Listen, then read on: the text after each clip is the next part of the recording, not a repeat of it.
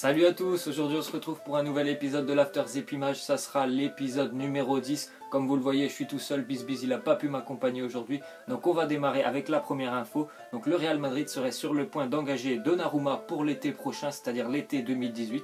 Peut-être que vous ne le savez pas, mais Donnarumma il a refusé de prolonger son contrat avec l'AC Milan cette année. C'est-à-dire que Milan, je crois, il lui avait proposé 6 ou 7 millions par an pour un gardien qui a quand même il a 18 ans, Donnarumma. Il a refusé. Il a dit non, je préfère partir, je crois qu'il a dit je préfère partir. Donc le Real ne recrutant pas David De Gea cette année, il serait sur le point de l'engager pour l'année prochaine. Je pense que c'est une bonne recrue pour le Real parce que quand même à 18 ans, il a quand même, on le voit, on le sait, il a quand même pas mal de potentiel. Donc on verra si ça se fait cet été ou l'été prochain. On va continuer avec la deuxième info, donc Jean-Michel Aulas, le président de l'Olympique Lyonnais, qui nous dit que sur les prochains 15 jours, il va y avoir normalement des pourparlers avec beaucoup de joueurs et des grands joueurs européens. On voit que Lyon cette année ils sont très actifs sur le marché des transferts, notamment avec Bertrand Traoré, le joueur de l'Ajax qui est arrivé. Il serait sur le dossier Olivier Giroud. Ils ont recruté, je crois, aussi un autre joueur de l'Ajax que je vous présenterai plus tard dans le Zappimage. Donc c'est vrai que Lyon ils sont quand même très présents. C'est certainement aussi grâce aux revenus que le stade leur génère. On continue avec la troisième info, donc l'Inter Milan et la Juventus seraient sur le point d'offrir à Matteo Darmian un contrat. Matteo Darmian, il joue à Manchester, enfin il joue très peu à Manchester vu qu'il y a quand même pas mal de monde devant lui. Pogba devant lui, Ander Herrera, le joueur espagnol qui est aussi devant lui, il y a Juan Mata, il n'a pas eu trop sa chance de jouer sous l'ère José Mourinho. C'est un Italien, Matteo Darmian, donc je pense pour lui ça serait pas mal un retour en Italie, surtout que l'année prochaine, il ne faut pas oublier qu'il y a la Coupe du Monde. Et je pense qu'il souhaite y participer. Donc c'est vrai qu'un départ, ça serait pas mal pour lui, pour qu'il puisse jouer. On continue avec une info. Steve Mounier, l'attaquant de Montpellier, devrait, c'est officiel je crois, il va s'engager avec Huddersfield. Huddersfield, c'est un club qui vient de monter de division 2 anglaise en première ligue. Le montant du transfert sera de 13 millions, hors bonus, plus divers bonus, pardon. Donc 13 millions pour Montpellier, c'est énorme. Je crois qu'ils l'ont recruté l'année dernière à Nîmes. En Ligue 2, ils l'ont recruté, je crois, pour 1 million ou 2 millions. Donc ils font une plus-value de plus 10 millions sur le transfert. C'est quand même pas mal. Après, ils perdent un bon attaquant parce qu'il a quand même marqué, je crois, plus de 10 buts cette année alors qu'il découvrait la Ligue 1. Ensuite, on va continuer avec une petite déclaration d'Alexandre Pato, le joueur de Villarreal, qui nous dit « Quand j'avais 17 ans, j'ai eu la possibilité de rejoindre le Real Madrid ou l'AC Milan. » Il a choisi l'AC Milan parce qu'à ce moment-là, donc à ses 17 ans, l'AC Milan c'était une des très grandes équipes européennes, si ce n'est la meilleure. Il y avait quand même, pour vous citer, des joueurs comme Dida au cage, du Maldini, du Inzaghi au milieu de terrain, il y avait du Ronaldinho, pardon. Donc c'est vrai que pour lui, je pense à 17 ans, quand tu entends les noms des joueurs comme ça, c'est sûr que tu choisis le Milan.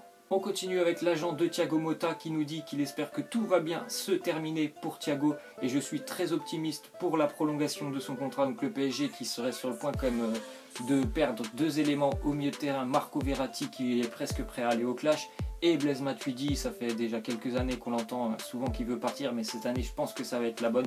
Donc c'est vrai qu'ils vont peut-être perdre deux éléments au milieu de terrain, donc ça serait quand même une bonne idée de conserver Thiago Motta, même si c'est vrai, il est de plus en plus blessé, il est de moins en moins présent je pense dans les matchs, mais ça serait quand même une bonne chose de le prolonger parce que bon, l'année prochaine l'objectif aussi c'est quand même le championnat et la Ligue des Champions, donc il faudra compter sur lui.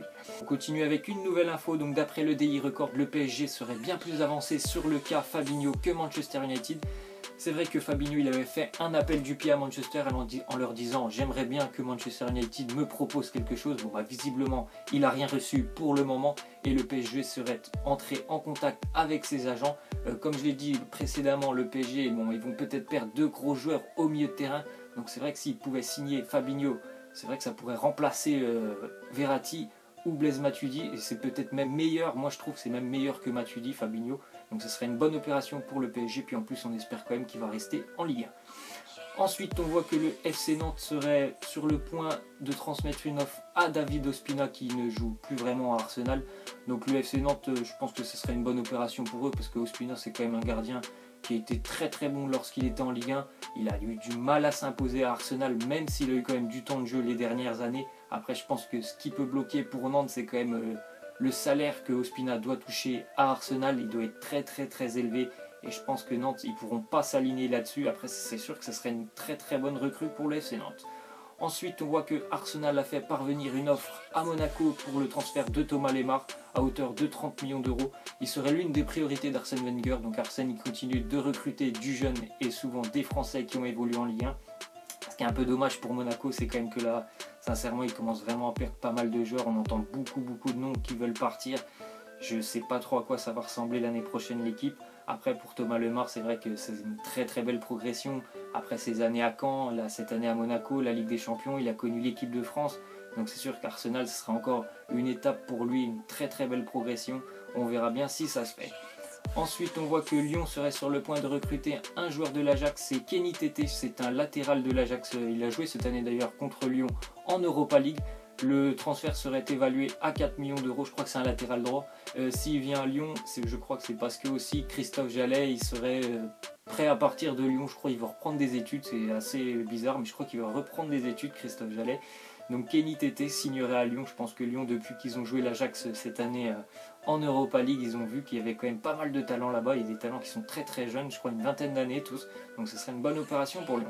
Ensuite, on voit que l'AC Milan serait sur le point de boucler l'arrivée de Fabio Borini. Fabio Borini, c'est un attaquant italien, mais qui a fait, je crois, ses 3-4 dernières saisons, il était en première ligue. Malheureusement, il était dans des équipes de première ligue où tu peux pas trop jouer sur ton jeu offensif, quoi. C'est-à-dire qu'il était à Sunderland l'année dernière. Sunderland, ils ont fini dernier.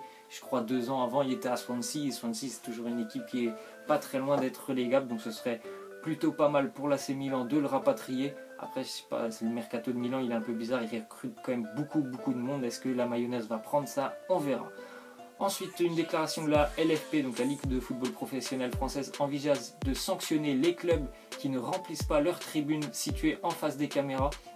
Là, vous voyez la photo de Monaco, donc je pense que Monaco il ferait partie des clubs qui seront sanctionnés, et c'est un peu dommage quand même parce qu'en France, il n'y a pas très peu de stades qui sont remplis, donc ça va faire du mal à beaucoup de clubs. Si on va dire cette loi elle passe, ça va faire beaucoup de mal à certains clubs parce que bon, il y a des stades qui sont presque vides.